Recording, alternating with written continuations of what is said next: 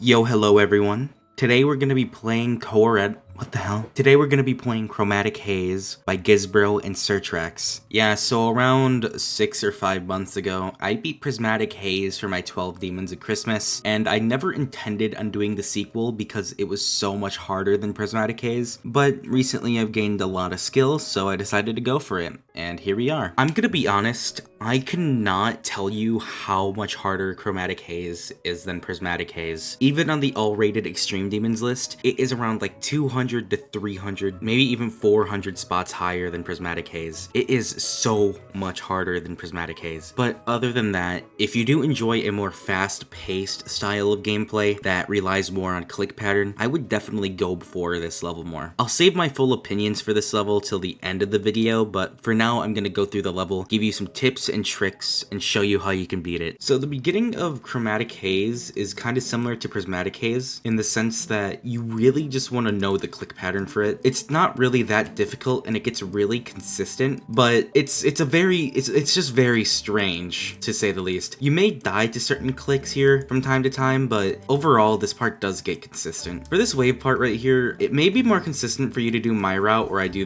this certain click pattern, or you could just do the normal click pattern and just spam through there, but I found my click pattern to be the most consistent. So it's whatever's more consistent for you, but I would definitely recommend my click pattern for the wave. Alright, and we're immediately in the drop of the level. It's not that bad. At full speed, you may think this looks really hard, but this beginning section really isn't that bad. This UFO, though, on the other hand, is pretty hard, especially considering that there's a lot of just janky gravity maneuvers you have to do, but other than that, it's not terrible. I really didn't like this wave click at first because it felt really inconsistent, but trust me when I say it's really not that bad. Now, these upcoming wave parts are very hard, and they turn a lot of people off from this level, which is understandable. The wave parts are pretty awkward and hard, but trust me when I say these wave parts do get really consistent once you learn them. Even when I was learning this level, I thought these wave parts were impossible and I was struggling to even learn them, but once I got consistent with them, I barely ever died here from zero. This actually became one of the more consistent parts of the level from zero. So don't be too afraid of these wave parts. They're not terrible. There's also these random parts in the level, such as this, where you'll go into a portal and there will be like a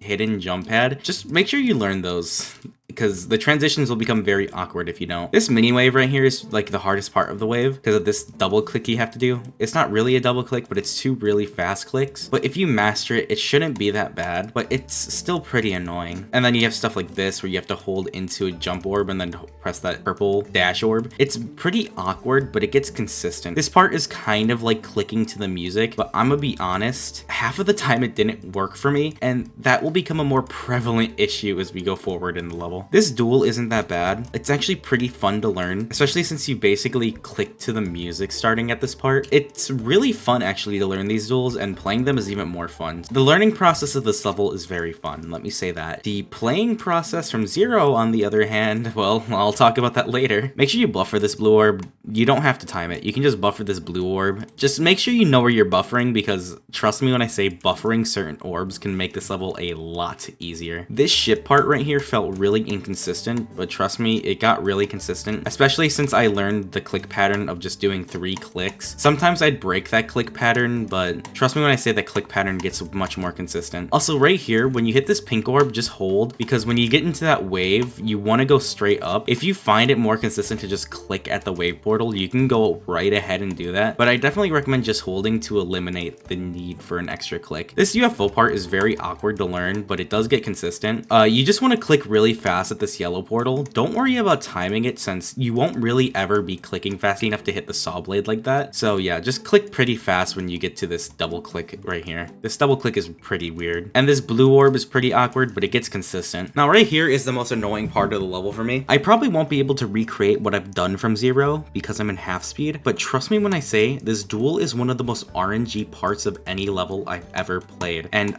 I don't know why, because sometimes it just wouldn't work, and other times it would just act strange, and I'd have the weirdest deaths ever. I really hated it, but my one tip for you would be click to the music and hold for a little bit. That's the only tip I can give for this part because it's very RNG based, this duel. This ship transition is very weird and it feels like you never get used to it, but trust me, you get very used to it because when I was first learning it, I would either go too high or just start strafe flying, which isn't what you do. You just press and hold once. This wave part right here too felt very inconsistent when I played it for the first time from zero. It felt like the hardest wave in the world, but once you learn the click pattern for it, trust me when I say it's not hard at all. You get so used to this wave. And then right here, this ball part is a bunch of like just time it early kind of situations. This blue orb is basically the only late timing you really have to do, but everything else you want to time early. Same with this part, you just want to time everything pretty much super early. This UFO part I didn't really like because of the slopes, especially that click right there at the end. It gets pretty consistent, all things considered. I just didn't like it that much. Now here we are at the post drop. At least this is what I consider the post drop. The gameplay isn't bad at all. It's actually fairly simple. I would see this in like a lower extreme demon, but this is super hard from zero, especially considering the mix of awkward gameplay and nerves. Trust me when I say that the whole pre-drop might be the harder part of the level if your nerve control is really bad. And as you saw there, it's pretty linear gameplay. You can read that pretty simply, but it's still so awkward from zero, and I don't know why. This last part does sync very well to the song though, so I will give it that.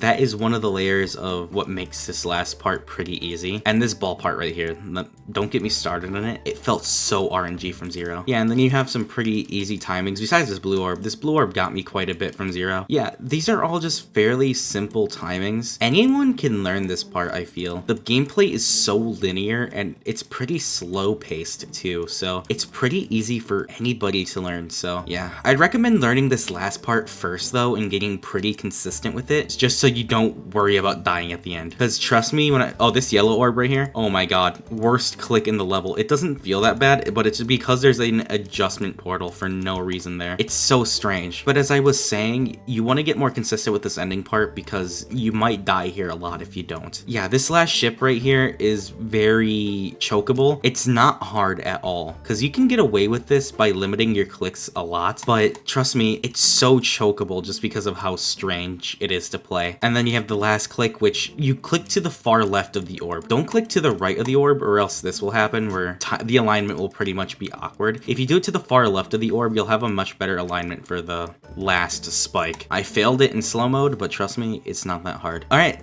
That was Chromatic Haze. Like I said before the tutorial, I will save my full opinions for this level after I beat it, but just know I was very unlucky with this level. This is my second unluckiest completion. I died at the post drop more than 60 or 80 times, and I also died to the 50 to 47% duel around 170 times, so I got super unlucky with this level. I have nothing else to say about this level. I just got very unlucky with it.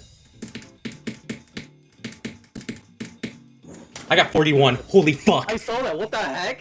What the fuck? Hey. Let's go. Ugh.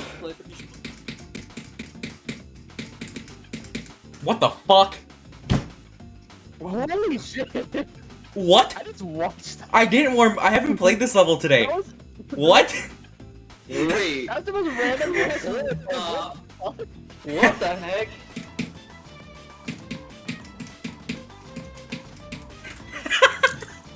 I got 64. Oh, damn. What the fuck? The kind of timing did I just hit? How did I do that? Wait. What the fuck? This is an awesome death. Try to recreate it. I just What are did. you doing? What? Getting really far.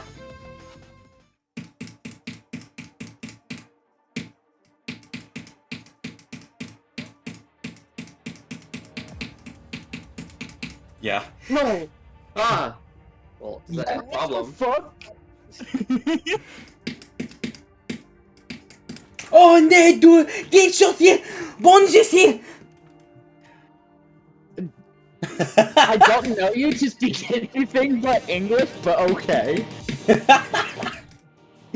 Sehr schön! He actually just said quack.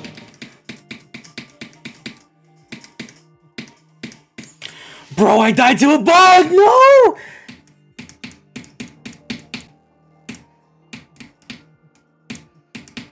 I got 96. Oh. Wait, what? Oh. I got 96. I see. What? The hell? Screen share.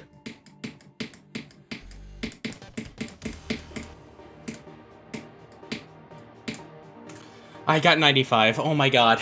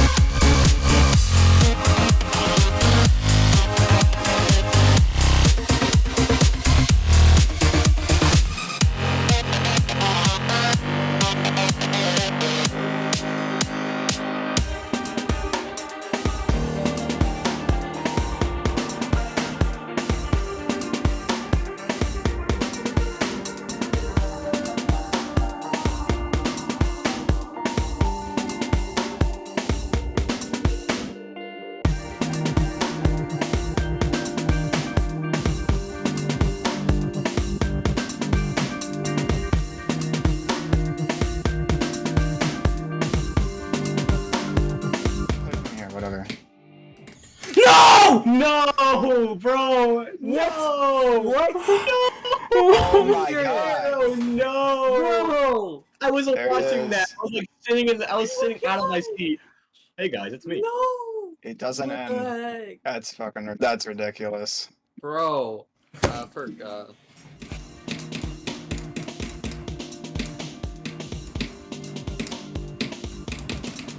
Fish. Yes! Yes! Yes! Oh my god! Okay. Let's go. Oh my god! Let's go. Oh my god! How did you live that shit? Let's go, bro. Let's go. Holy shit. The water was like. Oh my god! Oh my god! Oh my god! Holy shit. Oh my god! Holy Yeah, shit. Oh my god, how? Alright, it back now. It back. Alright, now that was Chromatic Haze. Even though I had a really good time learning Chromatic Haze, and I honestly thought it was gonna be much easier because of how quickly I was making progress, I ended up struggling a lot with this level, both in terms of actually playing it from zero, and actually my luck. This is my second unluckiest completion, as you probably saw in the compilation. I got really unlucky. Though I do find it really funny that in both levels I died to the last click and got fished. But yeah, my enjoyment of this level went down as I played it from zero. Honestly, the experience still wasn't all that bad despite how unlucky I got, but that's mostly because I was in Discord calls the entire time I played this level. I never went off and played this level on my own, just because I knew I wouldn't be able to. It would be too boring for me. Now, in terms of enjoyment, I gave Chromatic Haze a 5 out of 10. Like I've been saying, my enjoyment for this level went down a lot just because of my luck, but also this level was very hard to play from zero, just because a lot of parts felt RNG, and this level feels like a super buff of Prismatic Haze. I don't like levels that just feel like super buffed medium or hard demons. That's exactly what this level feels like. This level could have been so much better if it was top 700. I know that this can be said about a lot of levels, but I do frankly believe that there are some levels that are good at their difficulty for being so hard, such as Fragile, Coaretta, Wazaretta, etc.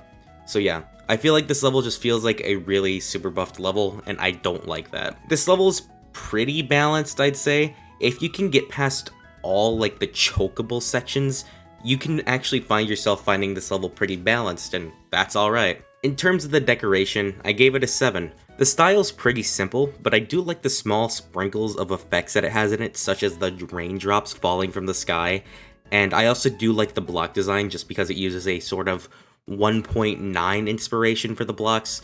So yeah, the decoration overall is pretty solid, that's why I gave it a 7. It's nothing too impressive, but it's also not mid. I have not much else to say about Chromatic Haze. This level is a titan, and I definitely do recommend it for people who have the skill to play this level. I wouldn't recommend this as a new hardest for anybody. I said this in my Prismatic Haze video about Prismatic Haze, but I definitely wouldn't recommend Chromatic Haze as a hardest. I think going for this as a hardest is probably a really bad decision, but who knows, maybe I'm talking out my ass. Anyways, that's all I have to say for Chromatic Haze. Thank you for watching and have a good day.